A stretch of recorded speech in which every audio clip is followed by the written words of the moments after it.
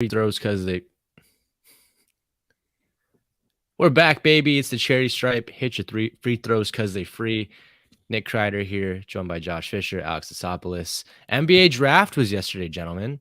And, we obviously knew who the number one overall pick was going to be. And it was really emotional for Victor Wembanyama, and it was a great moment for him. Josh, you were saying that you were so not shocked, but it was awesome that a French player was taken number one overall. And, we were looking back at years prior, and I asked you, would Tony Parker be number one overall in his draft in the 2020 or the 2001 draft? And honestly, the only guy that I can think that would have been taken ahead of him would be Pau Gasol. That's the only one that we saw, because those are the two only Hall of Famers. But looking back at the draft, I've got some questions for you guys, because you're a resident basketball analyst and you know more than I do about this sport. Who are your winners so far? Give me maybe your top three winners. Do you want to kick it off? Are you as happy about what the Mavs did as I am, Toss? We didn't really discuss further on it last night. Yeah, I'm very happy with what they did. I think it's a similar situation to some of the other quote unquote contending teams, and some of the more true contenders, teams like the Celtics and teams like the Suns and the Nuggets. There's always moves to be made, and it's not just the draft that sets things in stone for those teams. So I think I'm really happy with what Nico Harrison did. It seemed like, and Michael Finley, because he's our associate GM, they had a real plan, and I think things progressed in the way that allowed them to execute their plan, which when you have the 10th pick and you don't have any other draft picks, I would say the likelihood of you having a plan and then being able to execute exactly what you wanted to do doesn't often happen. So we also addressed need, and we moved back, and we moved off of Davis Bertans' contract. So I think it was a big win for the draft, or for the Mavs. I think if you were doing letter grades, it's hard not to give them at least an A-. And yeah, we got a wing who can defend. We got a big man who can be our rim runner and catch lobs.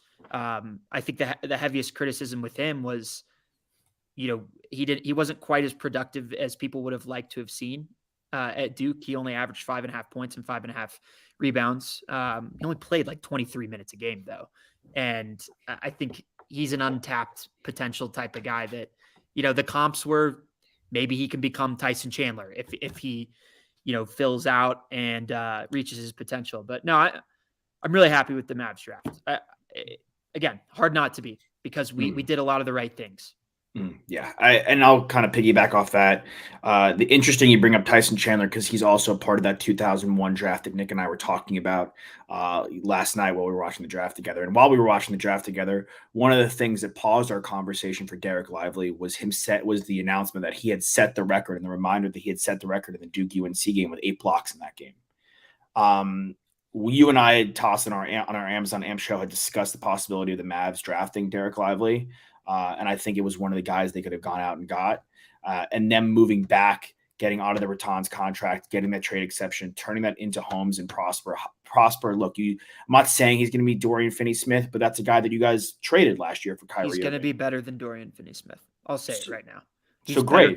He's better coming into the NBA at the things Dorian Finney-Smith ultimately got traded for and was valued for by the Nets and by the Mavs. He's a better 3-point shooter already than Dorian Finney-Smith was in college. He's bigger and he's more athletic. So, and he has the same level. Go watch that guy's tape. If anyone watches that guy's tape and doesn't like what you see, like, I don't know what to tell you, because the guy just competes, and he's a warrior. Like, he gets out there and he's a freak athlete, and he's 6'8" and he's like 235 pounds, and he's got 7'1" wingspan. So we'll take all those measurables. That's for sure.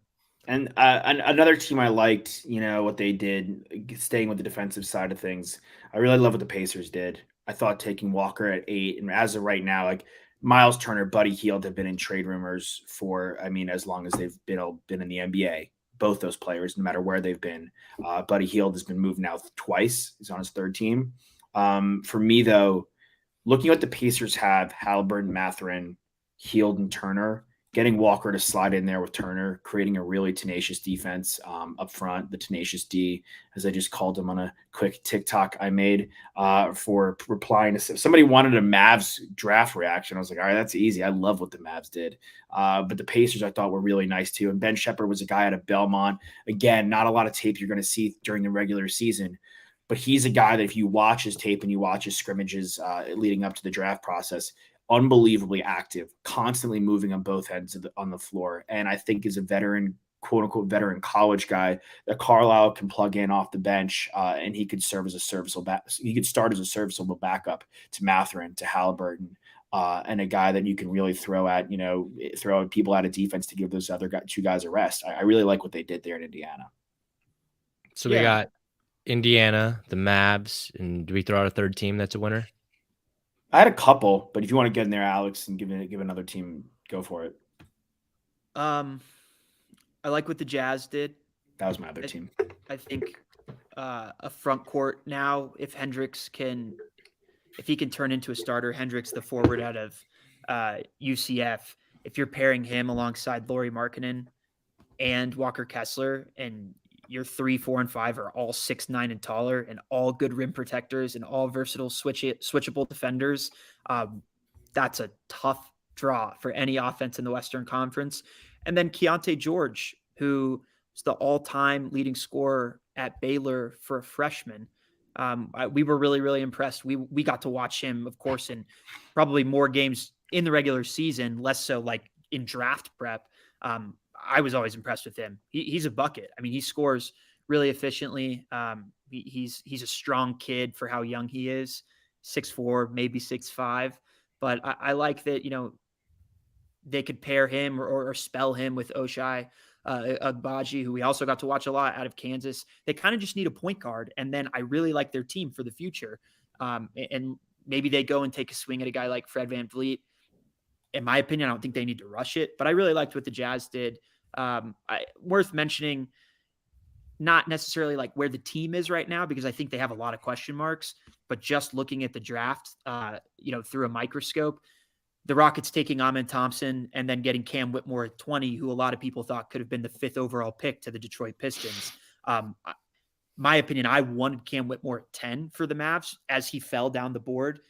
I'm not super critical of it because I think, again, the move that we made was really, really great. And the fact that many other teams passed on him, a little bit of a red flag in some regards. So I'm not going to complain about it, but to get that level of prospect at number 20 for a team that's in no rush to win now. And my one thing is while I would expect that the fit would not allow him to flourish, because now this is a roster that has too many young guys. They do.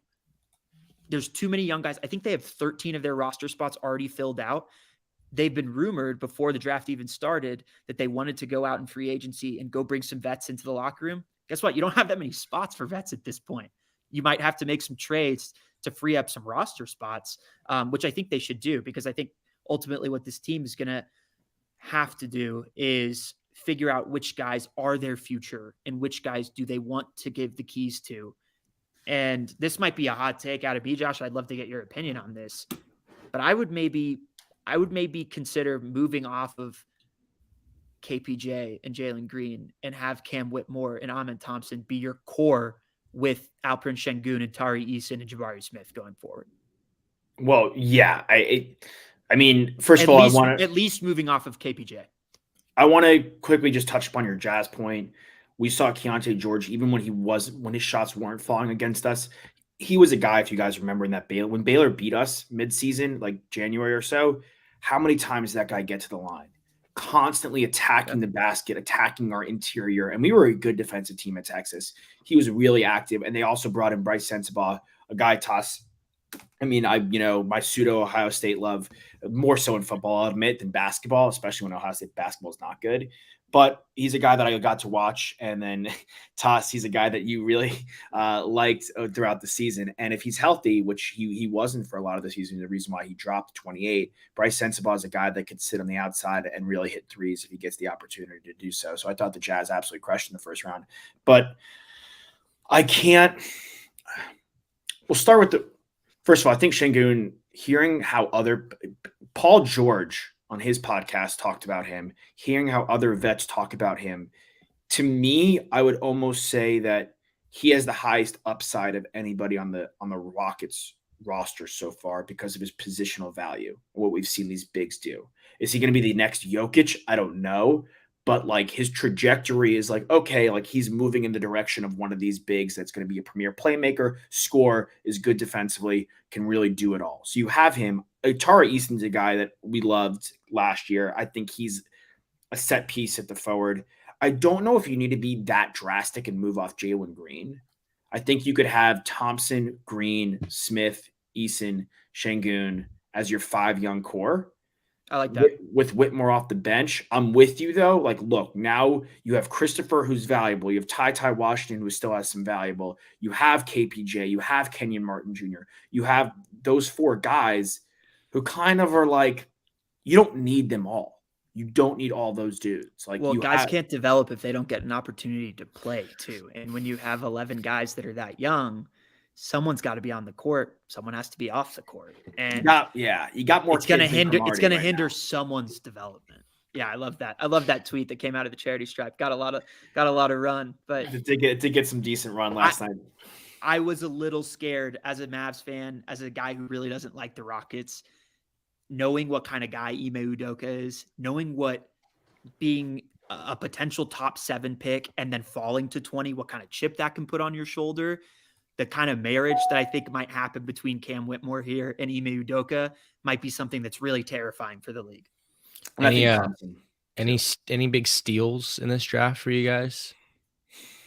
Outside of Whitmore, I mean, we could touch on the second round. I mean, the second round was such a mess, dude.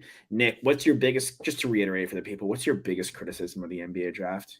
The trades. It's awful. Like, I hate it. Like we have a trade that happened a couple of minutes ago.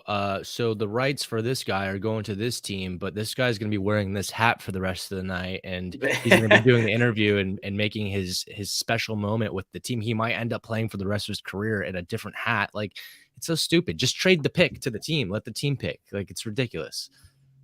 It's confusing. It's incredibly confusing.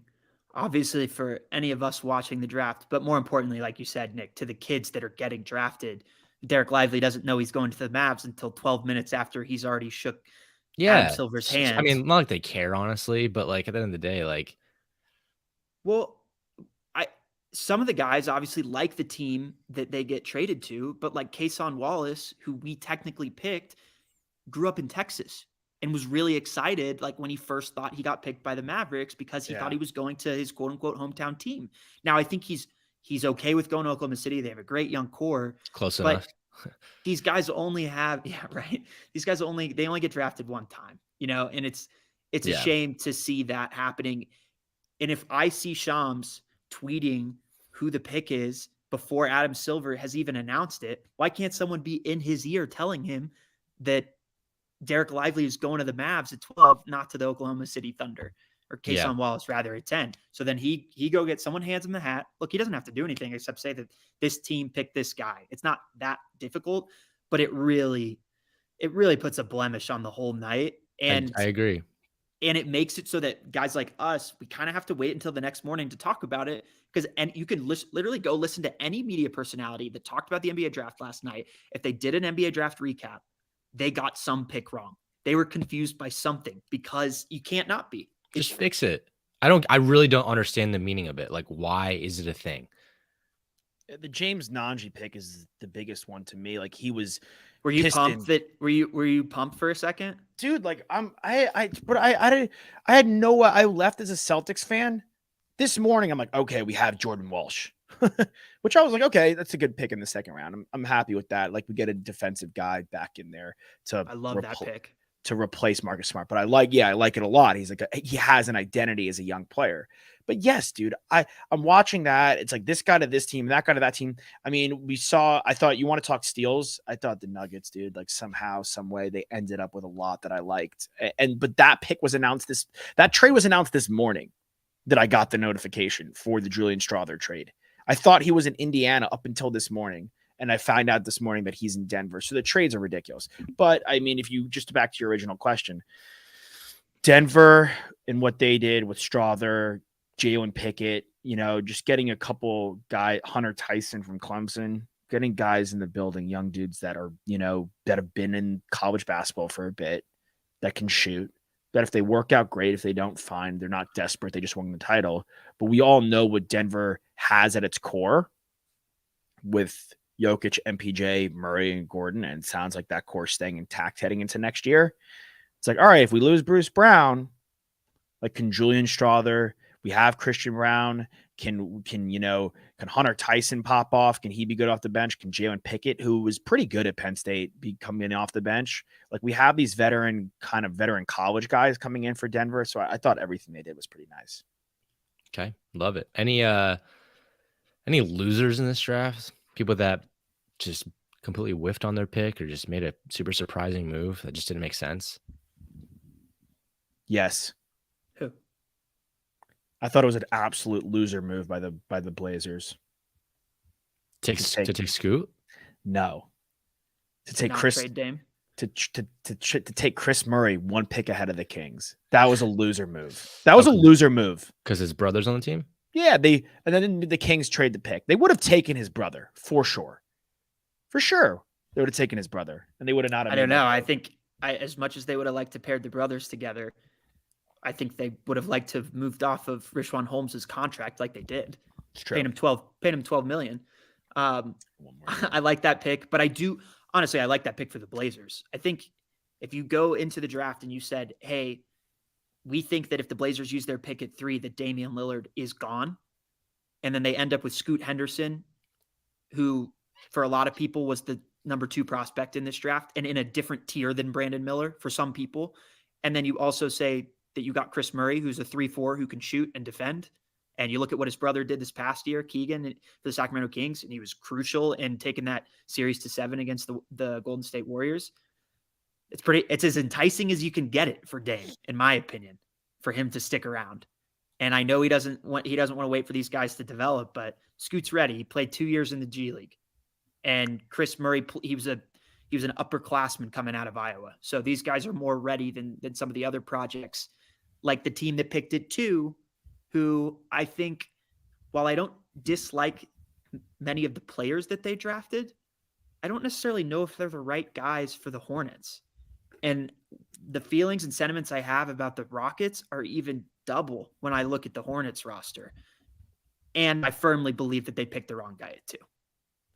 And one of the stories of the draft, and one thing that we don't get to get, and we don't have the insight of, there's no recordings of these interviews when these guys go and talk to these teams. We see some of the tape of their workouts, some of the highlights. If you go to the combine, of course, you get to watch those guys. There's pressers where they get to talk and whatnot. It's really interesting to me, though, to watch what happens post-draft, where Monica McNutt is sitting down with these first-round guys and asking them questions, asking their families questions, and kind of what kind of presence these guys have. And I don't knock any of them for not having kind of that NBA star presence, because a lot of them are 19 and 20. But when they are that young and they do have it, it's a bit of an indicator to me.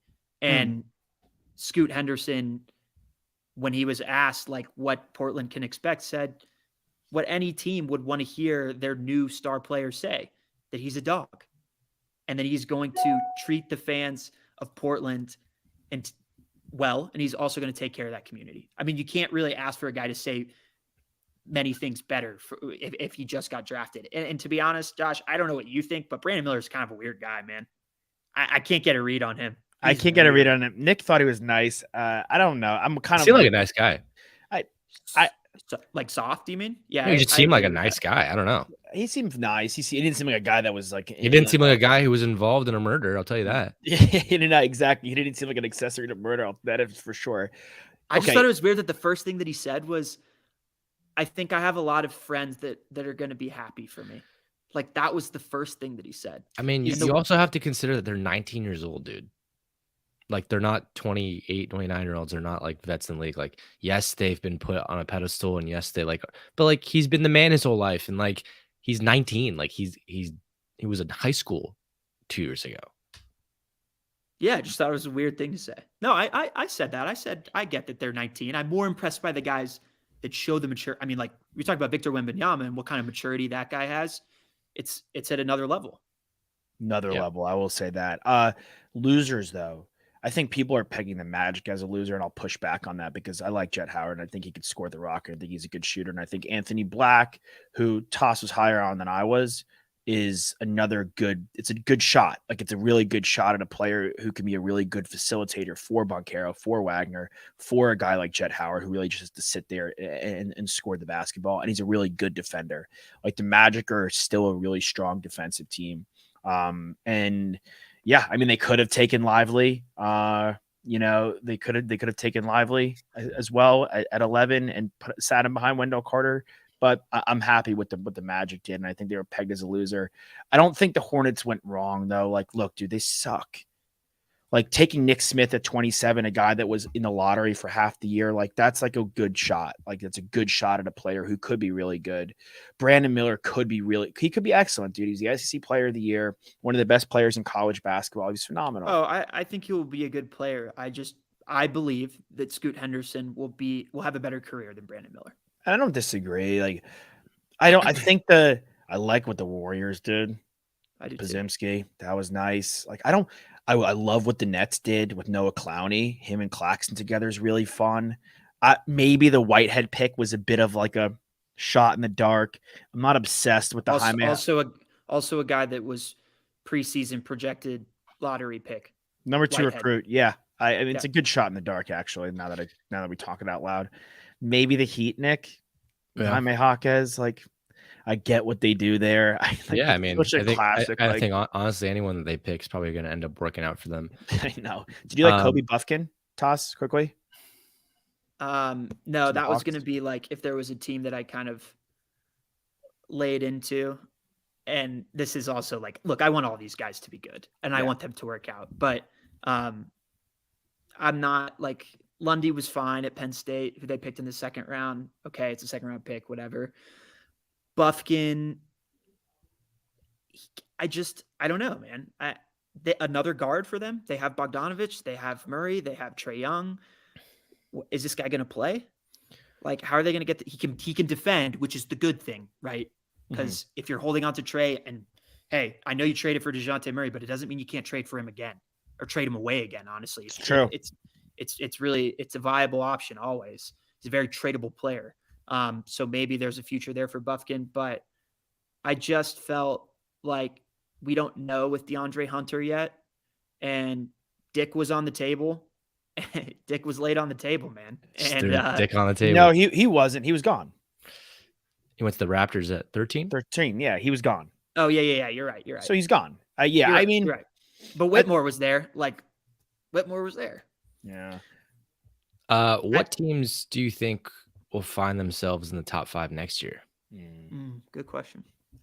Not the Timberwolves, bro. Leonard Miller, epic pick out of them in the second round. I was just looking at that on my other screen. Okay, the Wizards. They want to be the first overall pick.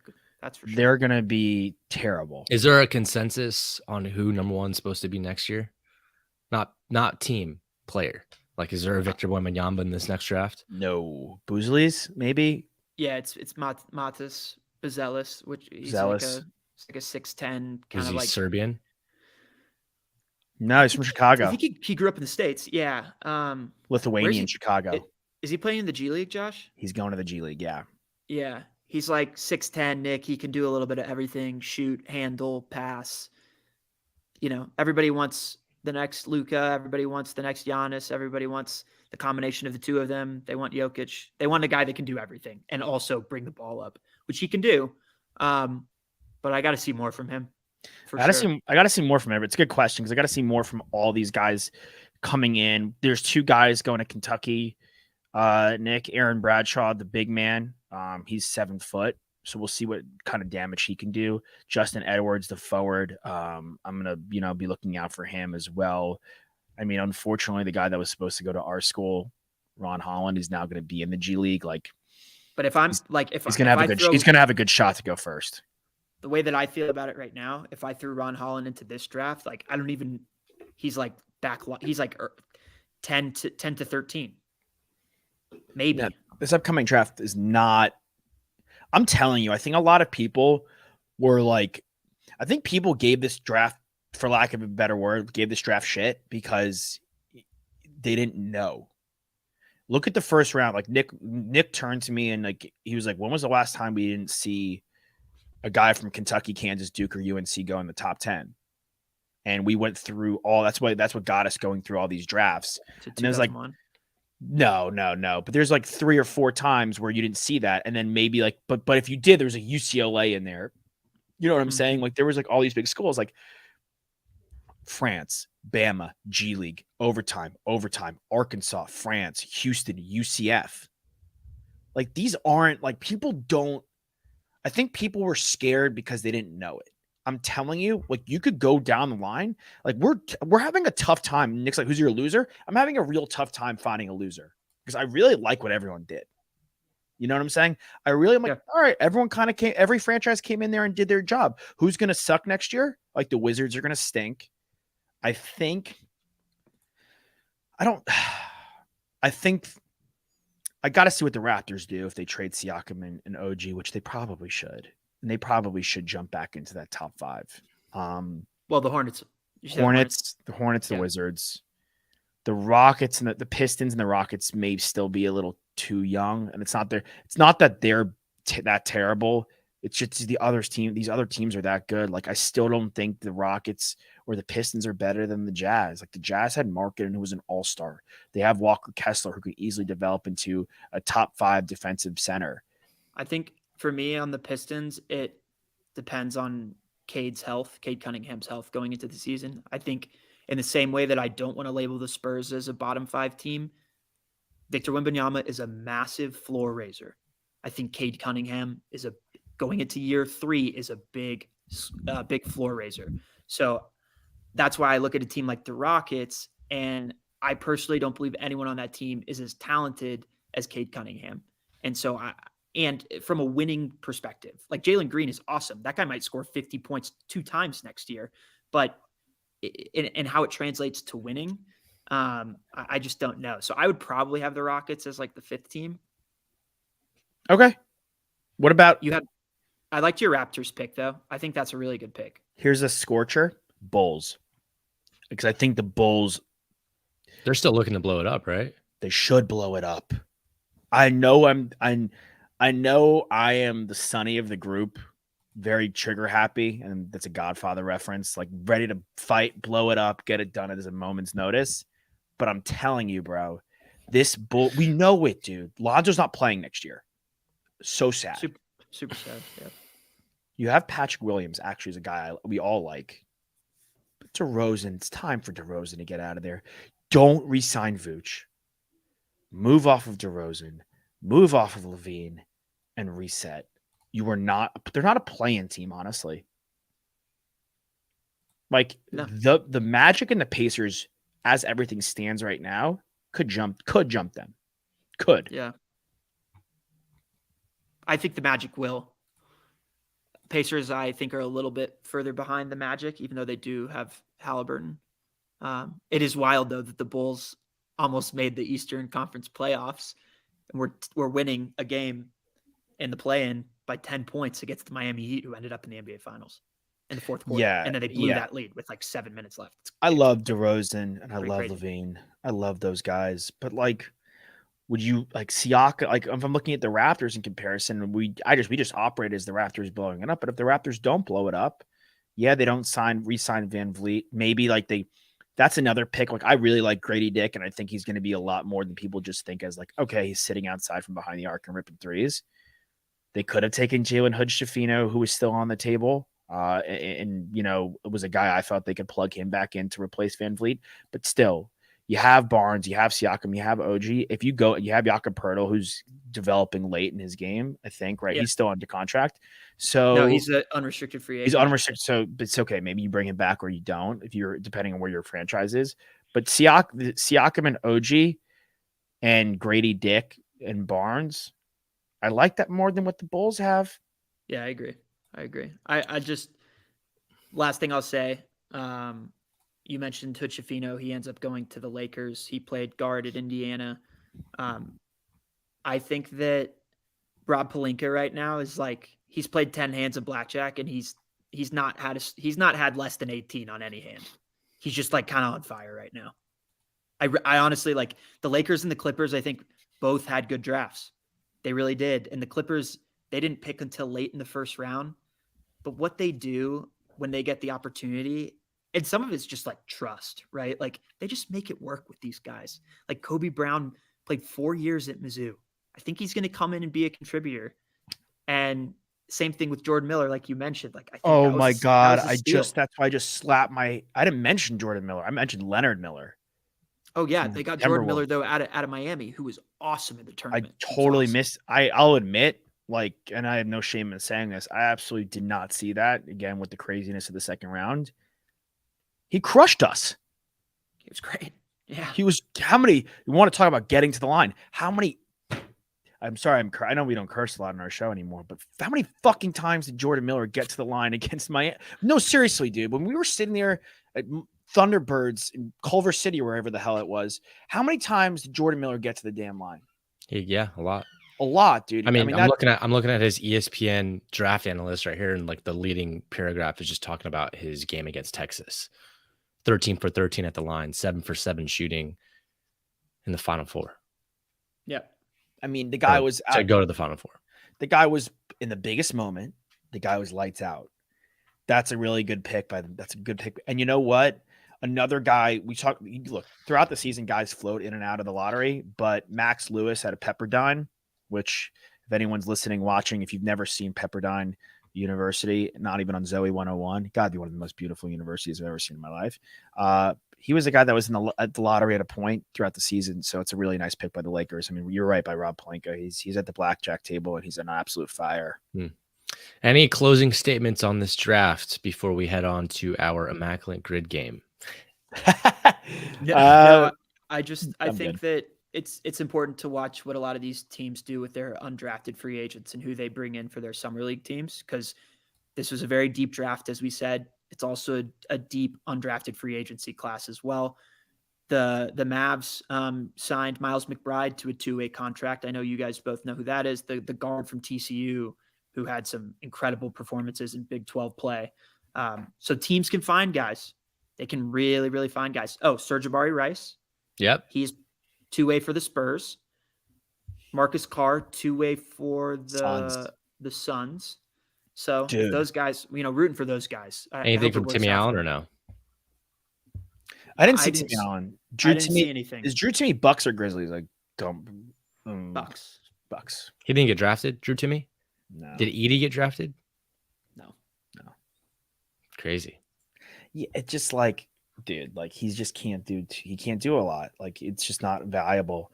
I know, Wilson, but like Jalen Wilson's Taco been Fall nuts. got drafted, Yeah. Oh, last two closing statements. The last closing statement. Shout out to Jalen Wilson to the Nets. That was a fun pick. Cavs, the only pick they had, Imani Bates. Look, he was the next guy. The guy coming out of high school. Yeah, so we'll see. He also fits a need for them. They had a lot Yeah. of trouble there. So I like that pick a lot. Yeah. We shall see. All right, moving on to baseball. Before we get to immaculate grid, just want to give the quick update that we always talk about with the Arias batting average, the standings that we always try to do. Arias is sitting at 397 right now, so 97. it hasn't really tapered off at all. Where did we leave off with what did the three of us say about if he gets 400 and Acuna does 30-70, who wins the MVP? That's so tough. I don't know. Did we leave off with a decision there? I'm changing my mind.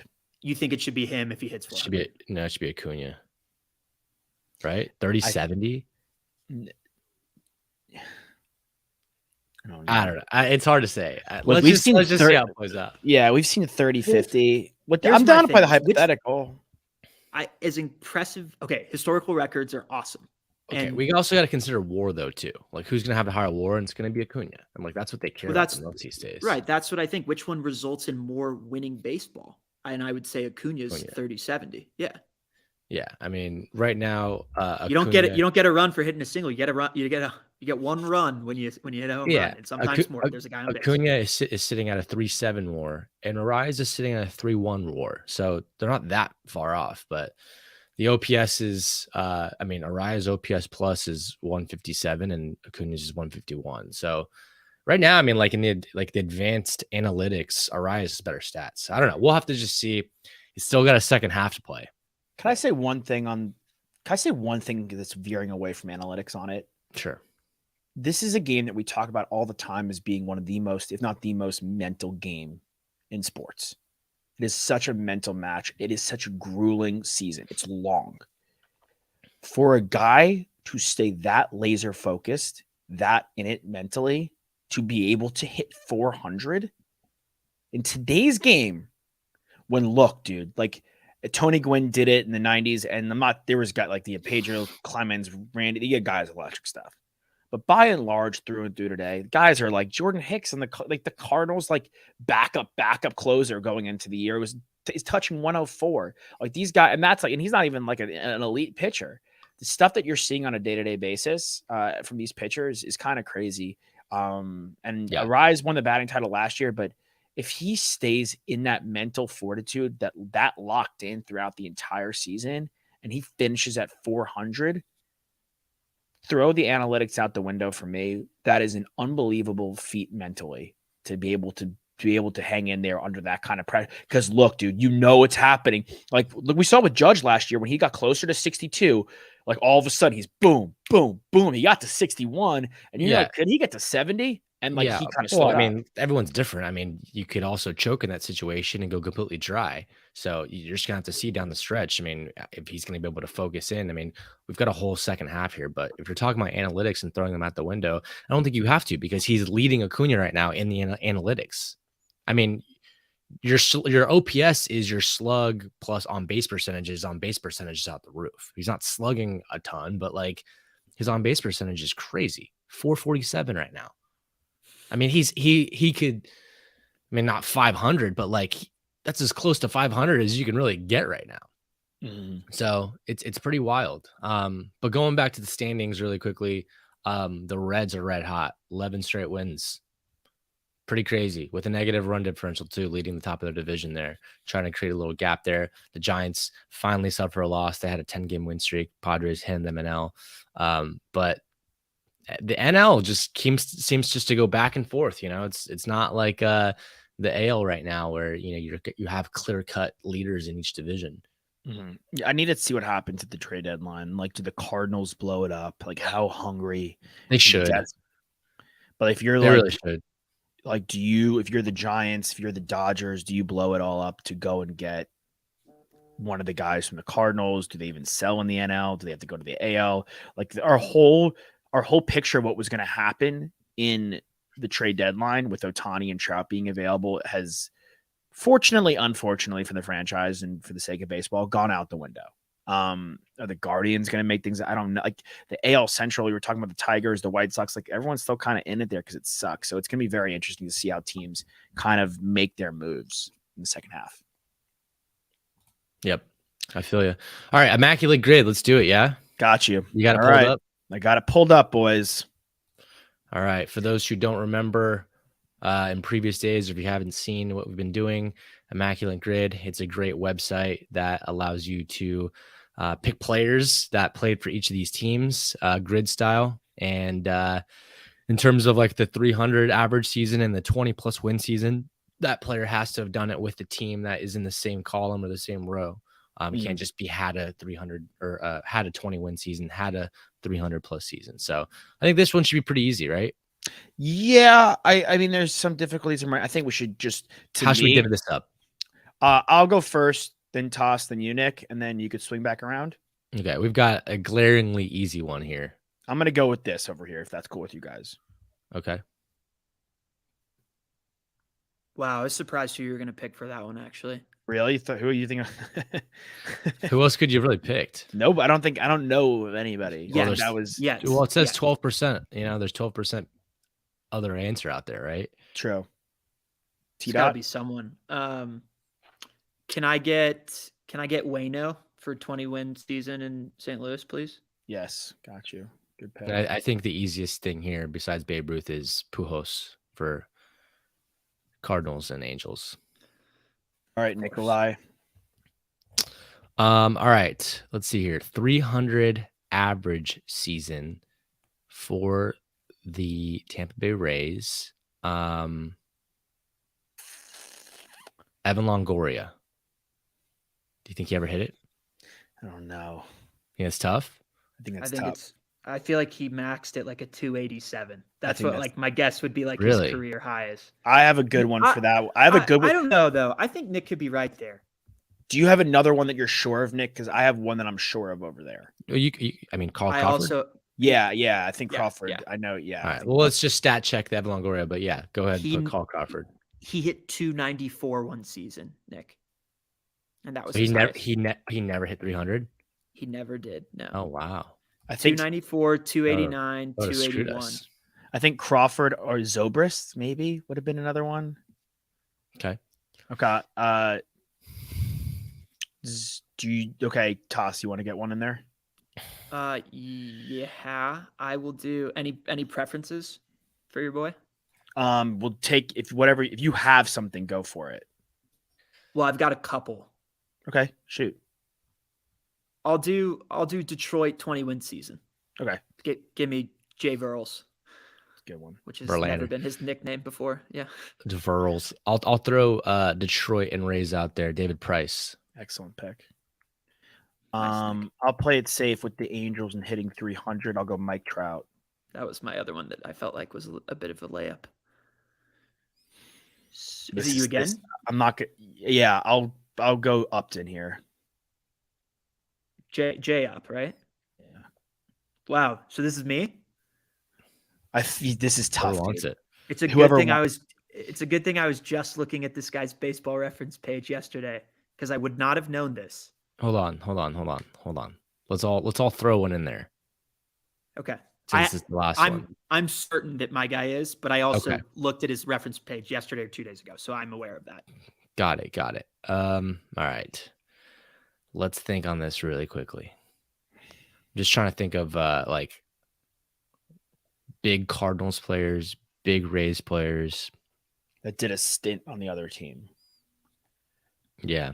Like Renteria, no. Eckstein, no. Like those are like the ones that are tempting. Like the thing is, the Rays are kind of a new franchise. Did Edgar not? He might have. No, Edgar played on Boston. Is Detroit. your guy a pitcher, Toss, or a hitter? He's not. He's a hitter. Okay. That's right, Josh. Detroit was the weird color. The color. Well, it's weird the team? the Yeah, the colors. color. Yeah. Colors of the Wind. Name that movie. Pocahontas. Good movie, honestly. I like Pocahontas. I put it in my Okay. top 10 Disney movie. Really? Like the OG Disney movies, not like the Great Pirates of songs the in that Caribbean. one. Great songs. Really good music. It's a good, I've good heard. score. I've heard Melissa McCarthy crushes it in The Little Mermaid. I heard she's really great. Ursula? No doubt. As Ursula. I want to see that. Okay, Toss, you have one. Nick, I don't know. Like, I'm not gonna lie to you guys. Like, I'm gonna admit I don't know. I really don't have one for this. I want to find one. I want to get one. I think it's really hard, honestly. This is tough because the if Rays. I didn't have this guy, I don't know who else like would fit in this. All right, let's just you put your guy in there and let's look. Let's keep thinking. Go ahead. Randy Arozarena was initially called up by the Cardinals. Wow. It was that is that the Matt Liberatore trade? Yes, right. I think so. I mean, I don't even know if he played more than 40 games. Yeah, there you go. But yeah. That was the toughest one. So I'm glad we're not okay. And he was the pick. That Okay. was this. These are the popular. So we went with We hit the most popular picks. Wow. Yeah, which was this was. I don't know who else that could be. I mean, maybe someone from like the 1800s, the early 1900s. I mean, maybe Ohtani this year. Does Ohtani have a shot at 20 wins this season? No. Wait, players who played for Cardinals and Rays. That's what we're looking up. Who are the players that played for the Cardinals and Rays? That was like super tough, honestly. Do you think there's anyone on their current rosters? I'm sure we're gonna find guys like. Okay, can you see my screen or no? No. No, I'll move it to the Did Carlos Martinez? Carlos Martinez. Waka. Michael Waka? Yeah, Randy Wynn, Ty Wigington. Jesus, dude. Tommy Pham. Tommy Pham would have been a good one. Oh, I actually knew Ty Wigington played for both those teams. I just wouldn't have thought of Ty Wigington. Isringhausen. Oh, okay. He Julio Lugo would have been a good one. Tino Martinez did stints on both. Corey Dickerson of recent. You said Randy Wynn. You said Randy Wynn. Yeah. Wow. Honestly, dude, Edwin Jackson went in and out. Yeah, he played for Yeah. everybody. Octavia Dotel and Randy and Edwin Jackson went in doubt. I'm trying to see if there's quickly any other pitchers that just did time there, but pitching Bobby Witt Sr., I guess. I don't know. Did his dad play in the league? I actually don't know that. I don't know. But fun game. We'll keep it going next week. Best game. We love it. It's a lot of fun. I love how people text me, you would love this game. One of these days, someone's going to stump us, but can't do it. Not yet. The No, power of three. I don't think the power of the three of us we're gonna get stumped. Ever? No, because like I'm not gonna let you. There's like between our knowledge and between like us not letting each other fail at it, like calling each other out, like, hey, like, whoa, with that pick, or like, we're not gonna flop. Today we could have, to be honest though. If Toss didn't look up a Rosarena, what would have like? I think eventually I would have got the Tommy Pham. Yeah, and now I would have been. I think thoroughly eventually we impressed. probably would have gotten Edwin Jackson. We'd have I been would've like, been hey, let's impressed. list out pitchers from the Rays. Oh yeah, Edwin Jackson. He's just Yeah, like not top of mind though. But I think Edwin Jackson's one of those guys where it's like he's played for so many teams that you're like, oh, did he play for those teams? Yeah, like him and So Octavia. you guys, Dotel. how do you guys picture right. him? I picture him as a Ray. Is that not what y'all picture him No. as? I picture him as either a Diamondback or a White Sox. Yeah, I picture him as a White Sox. All right, let's go through the teams. So we've got the Rays, we've got the Cardinals, we've got the Diamondbacks, we've got the White Sox. You guys want to list the other teams? I'll throw the Padres out there because he did a stint with the Padres. Dodgers. Dodgers, yep. Yankees. 6. No Yankees. The A's for sure. The Tigers for sure. He was an all-star in the Tigers. He was with the Tigers, yes, and he was with the A's, yes. Nationals. How many total teams? The Nationals, yes. I have to count. I don't. It's like I have his reference up here. 1, 2, 3, 4, 5, 6, 7, 8, 9, Well, I have his 10, Wikipedia. 11, 12, 13, 14 teams. The Twins. No. Jays, Marlins, O's, Pods, A's, Cards, Braves, Jesus, Diamondbacks, White Sox, Tigers, Nationals, Cubs, Dodgers, and Rays. So Toss, I mean, you picturing him as a Ray would be correct. That's where he spent his most of his time Early on. early on. But it also might be me getting colors confused in Detroit and Tampa and thinking that he's also a Tiger. Just 'cause He was the a colors he was are a so Cub much for a different. long time. That was, I think, Dodgers, Rays, and Cubs are his 3 longest. That they are. All right, gents. Well, I think we'll rock it and roll it. Head into the weekend. Good stuff. Good NBA draft talk. Good immaculate inning. Let's do it. Enjoy Toss, and enjoy the wedding. Nick's going to a wedding tomorrow. Shabbat Shalom. Shabbat. Or Mazel Be- Tov, be- sorry. No, it'll still be With Shabbat Shabbat- Shalom. With a Shabbat Right now Shalom it's Shabbat mentioned. Shalom. Yeah. It'll be a Shabbat Shalom. All right, we'll see you guys next time. Hit your free throws.